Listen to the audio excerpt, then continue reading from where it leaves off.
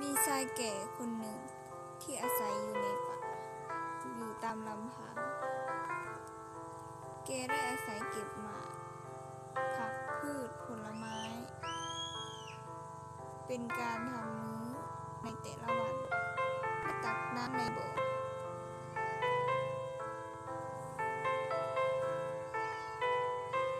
แกไม่เคยออกไปไหนเลยนอกจากกลับบ้านและไปหาอาหาร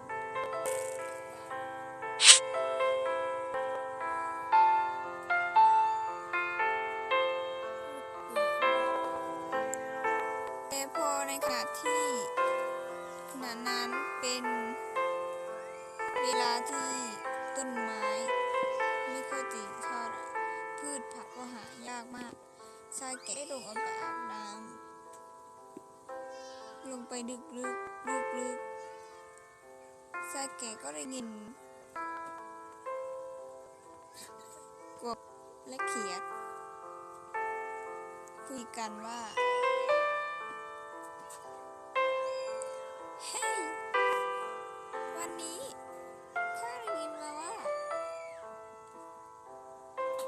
มีป่าดงแห่งหนึ่งที่กว้างใหญ่มาก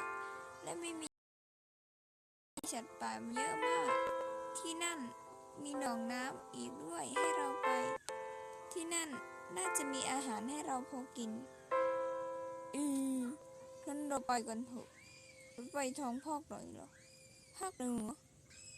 เคไปกันเถอะชายแก่ได้ยินดังนั้นก็รีบ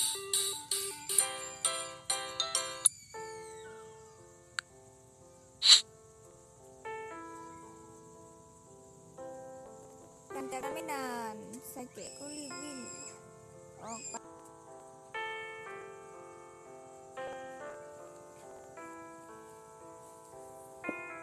ชายแก่ได้เดินผ่านทุ่งดอกไม้ที่อันสวยสด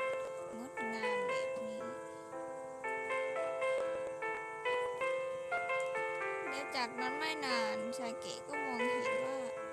อะไรอยู่บนต้นไม้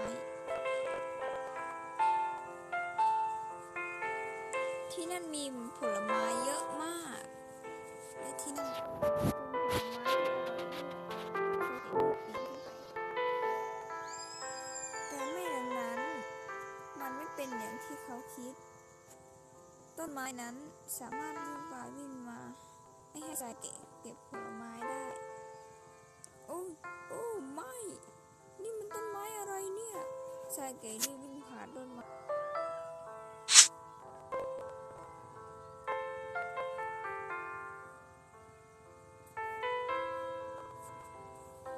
และมาเจอทุ่งหญ้าที่สวยสดงามแบบนี้ชายแก่เหนื่อยเหลือเกินที่ต้องเดินต่อไปชายแก่พักอยู่ที่นั่นเขาก็คิดไปคิดมาว่าฉันจะทำอย่างไรดีฉันยังหาบ่อน้ำนั้นยังไม่ได้เลยแล้วฉันจะทำอย่างไรดีขณะนั้น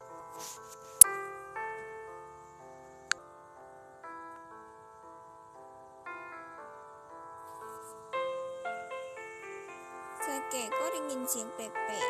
ๆเหมือนเท้าหนักมากที่เขากำลังเดินมาที่เขา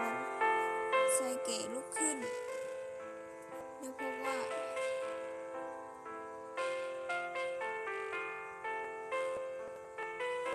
นั่นมันหมี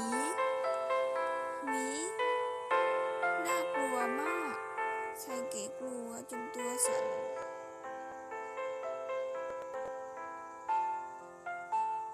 หมีก็พูดว่าท่านไม่ต้องกลัวข้าไม่ทำอะไรท่านหรอกท่านมาทำอะไรที่ป่าแห่งนี้หมีได้ถามชายแก่และชายแก่ได้ตอบว่าข้านึกว่าจะมาหาอ่างน้ำที่ใหญ่ที่สุดและกว้างที่สุดที่มีทั้งอาหารปลูกปลาเต็มที่นั่นแต่ข้าหามันไม่เจอ นทีที่หมีได้ยินดังนั้นหมีก็พูดว่าที่นี่มันไม่มีอ่างน้ำหรอกท่านอาจจะโดนเขาหลอกมาก็ได้ชายแก่ได้ยินอย่างนั้นก็รู้สึกเหนื่อยล้าได้กลับนั่งเหนื่อยได้หมีก็เข้าไปหาชายแก่ข้าได้รู้จักกับเพื่อนคนหนึ่งเดี๋ยวข้าจะให้เพื่อนข้านำทางท่านไปที่บ่อน้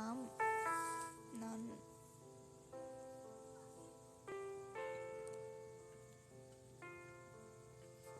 เจ้าพูดจริงเหรอนี่พวกเจ้ารู้เหรอว่าบ่อน้ำนั้นอยู่ที่ไหนข้ารู้เดี๋ยวข้าจะให้เพื่อนข้าชายแก่ได้ยินอย่างนั้นก็ดีใจได้รู้สึกภูมิใจขอบคุณเจ้าหมีนะไม่เป็นไรเดี๋ยวข้าได้ยินอย่างนั้นก็ดีใจได้รู้สึกภูมิใจขอบคุณเจ้าหมีนะไม่เป็นไรเดี๋ยวข้าจะให้เพื่อนข้าพาท่านไปเองโอ้ขอบคุณมากนะแล้วข้าจะตอบแทนคุณท่านได้อย่างไรไม่เป็นไรไม่ต้องตอบแทน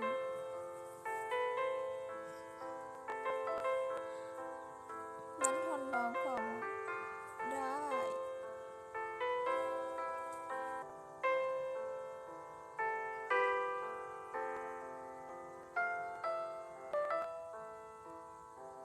หลังจากนั้นไม่นานเจ้าหมีก็ได้พาชายแก่นั้นมาที่บ้านของเขา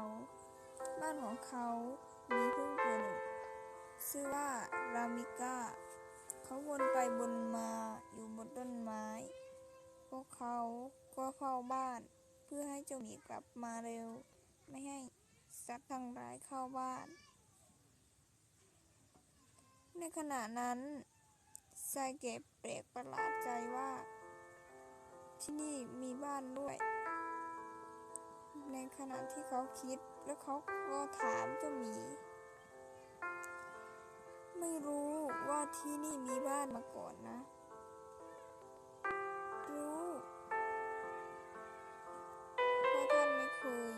อยู่ที่นี่นะสิใช่นี่บ้านของท่านเหรอใช่ส่วนนั้นก็อเมริกาเพื่อนของข้าเองเฮ้ยอเมริกาเฮ้ยนี่กลับมาแล้วเหรอใช่นี่ท่านผู้เฒ่าแก่ข้าไปพบท่านที่ป่าท่านหลงถามมาแล้วท่านมาทำอะไรที่นี่ท่านมาตามหาบ่อน้ำที่ขึ้นว่าใหญ่โตมากเองเคยไปที่นั่นไหมใช่หรอเองช่วยพนำทางท่านเฒ่าแก่ด้วยข้าก็ไม่รู้ว่าจำได้หรือเปล่านะเดี๋ยวข้าจะพยายามแล้วกันโอ้ขอบใจมากนะที่ทำเพื่อข้าไม่รู้จะตอบแทนพวกท่านยังไงดีไม่ต้องขอบคุณอะไรหรอกเดี๋ยวข้าว่าแล้วเข้าว่านกันเถอะใช่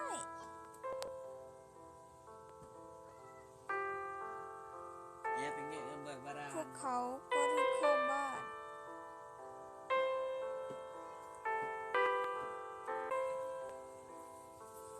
ขอบใจท่านมากนะที่นำทางข้ามาถึงที่นี่เดี๋ยวท่านก็นำทางข้าไปถึงหนองนั่นอีกข้า